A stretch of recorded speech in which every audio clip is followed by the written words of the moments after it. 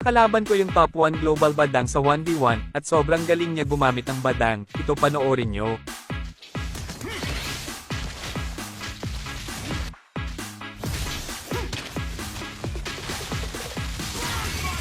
Sabi ko naman sa inyo, ayaw nyo kasing maniwala kaya nabugbog tuloy ako ng top 1 global badang. Ipapakita ko sa inyo yung ML niya para maniwala kayo na nakalaban ko yung pinakamalakas magbadang ngayon.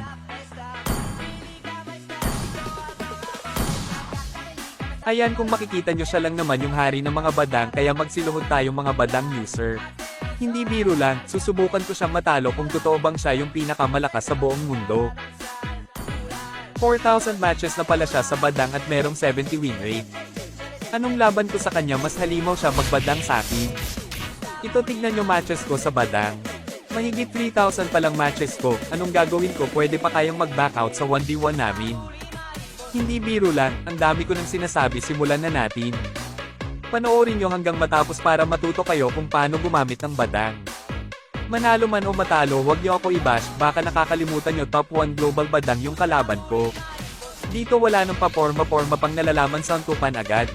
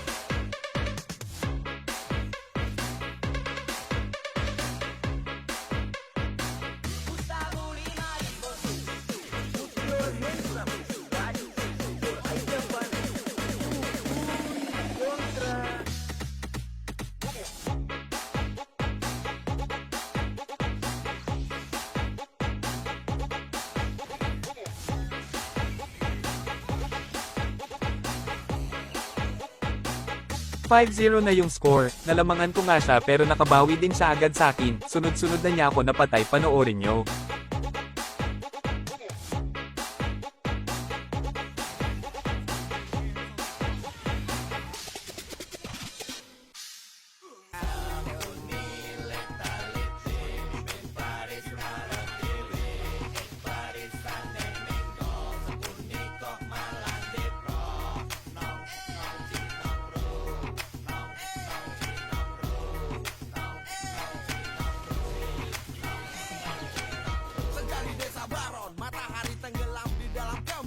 Lambu batinan lari melompat-lompat, dikejar-kejar anaknya yang kecil meloncat. Senja lucu dengan kasih sayang ibu dan anak. Langit senja mengandung sapi beranak, terpesona rantau melihat dia tertawa bergelak dan berubah jadi rantau kuda sang pelawak. Di Marmoyo di panggung ketoprak rantau. Mapapatay ko na sana siya pero sobrang galing niya, kahit low health na siya, ako pa yung napatay niya.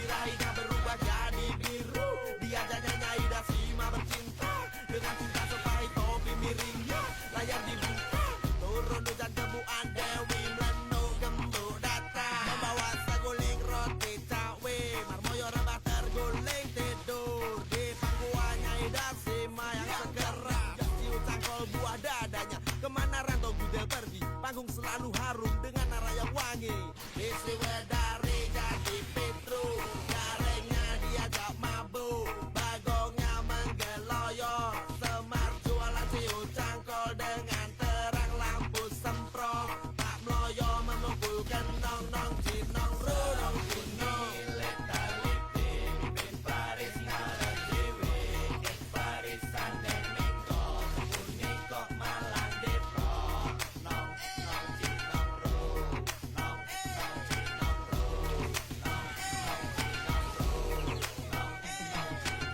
Tinapos ko na yung laban, nice game pa din sa nakalaban ko, siguro nakachamba lang ako o wala lang siya sa mood makipag 1v1 kaya natalo ko siya. Thank you sa mga nanood dahil tinapos nyo yung video, sa susunod sa mga followers naman ako makikipag 1v1.